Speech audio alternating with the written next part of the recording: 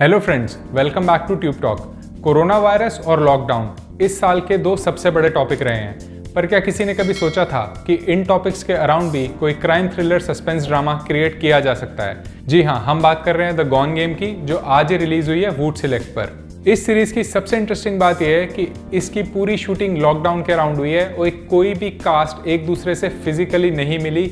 सारा coordination, production और organisation zoom पर हुआ है। इस बार कहानी है गुजराल फैमिली की, जिनको खबर आती है कि उनके बेटे की कोरोना वायरस से डेथ हो गई है।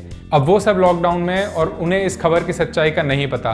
तो क्या वाकई उनके बेटे की डेथ कोरोना वायरस से हुई है, या कोरोना वायरस का फायदा उठाते हुए किसी ने उनका मर्डर कर दिया है, या उनका मर्डर भी नहीं हुआ है और वो किडनैप हो गए हैं? इन सारे सवालों से पर्दा उठेगा इस वेब सीरीज में जो रिलीज हुई है वूट सिलेक्ट पर। तो अगर आप लोगों के पास वूट सिलेक्ट का सब्सक्रिप्शन है तो आप जाकर इस वेब सीरीज को वहां पर देख सकते हैं। लेकिन अगर आपके पास ये इंतजाम नहीं है तो आप हमसे इंस्टाग्राम, टेलीग्राम पर कनेक्ट कर सकते हैं, या फिर आप हमें कमेंट सेक्शन में डाल सकते हैं और हम आपकी पूरी हेल्प करेंगे इस वेब सीरीज को देखने के लिए।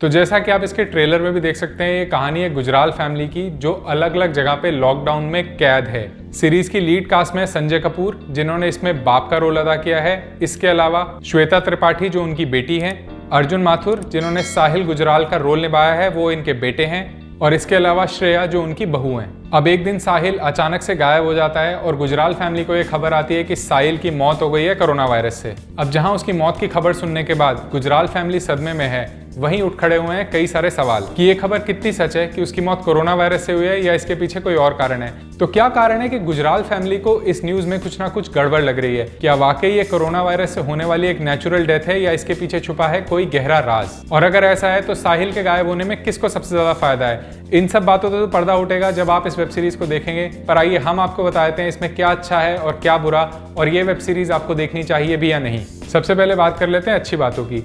प्रोड्यूसर और डायरेक्टर को पूरे तरीके से क्रेडिट देना होगा जिस तरीके से उन्होंने इस शूट को कंप्लीट किया है।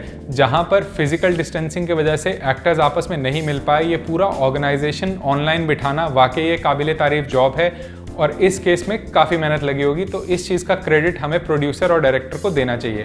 इसके अलावा कॉन्सेप्ट और आइडिया काफ़ी फ्रेश है। लॉकडाउन का पूरा सीन जिस तरीके से क्रिएट किया गया है, जिस तरीके की बेबसी दिखाई गई है कि आप न्यूज़ मिलने के बावजूद एक दूसरे से नहीं मिल सकते, उससे आप काफ़ी हद तक रियली कनेक्ट कर पाएंगे, क्योंकि आप लोगों ने रिसेंटली वो सब झेला है। क्योंकि इस वेब सीरीज़ की पूरी शूटिंग घर पर ही हुई है, इस वजह से बहुत लेंदी वेब सीरीज़ नहीं है, ये एक छोटी वेब सीरीज़ है, इसलिए सीन जल्दी जल्दी चलेंगे और आपको कहीं भी बोरियत महसूस नहीं होगी। इसके अलावा इस सीरीज़ की कास्ट बहुत स्ट्रॉन्ग है और हर एक ने अपने रोल को काफ़ी अच्छे से निभाया है, इसलिए एक्टिंग के नाम पर इस मूवी में काफ़ी पॉजिटिव्स हैं। नेगेटिव्स की बात करूं तो अगर आपने ट्रैप जैसी मूवीज देखी हैं जो एक ही रूम में शुरू होकर खत्म हो जाती हैं, मैं जनरली ऐसी मूवीज का फैन नहीं हूं, मुझे इनको देखने में काफी घुटन होती है। और उसी तरीके से ये वेब सीरीज भी आपको एक कमरे से ही शुरू होकर और लैपटॉप पे खत्म होती नजर आएगी, इसलिए आपको कहीं कहीं पे थोड़ा घुटन जैसा महसूस होने लगता है। वेब सीरीज की शॉर्ट लेंथ की वजह से कैरेक्टर डेवलपमेंट के नाम पर सभी कैरेक्टर्स को पूरा स्क्रीन स्पेस नहीं मिल पाया है, इसलिए कैरेक्टर डेवलपमेंट वेब सीरीज में काफी स्लो है।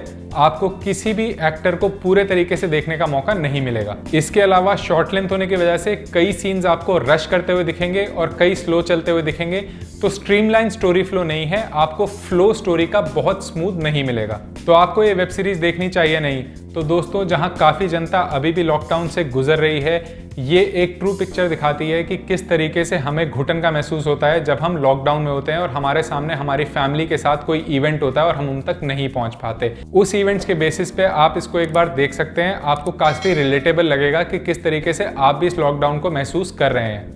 और अगर आप एक सस्पेंस थ्रिलर के फैन हैं तो इसमें ठीक ठाक ट्विस्ट एंड टर्न है, इस वजह से इस सीरीज को एक बार डेफिनेटली देखा जा सकता है। तो दोस्तों, इस रिव्यू के बाद अगर आप इस वेब सीरीज को देखना चाहते हैं और आपके पास इसको देखने का इंतजाम नहीं है तो कमेंट सेक्शन में हमें बताएं, या फिर हमारे साथ इंस्टाग्राम और टेलीग्राम पर जुड़ें, वहां पर हमें बताएं और हम आपकी पूरी मदद करेंगे कि आप इस वेब सीरीज को देख पाएं। Until we bring back our next review in our next video, it's goodbye from Tube Talk.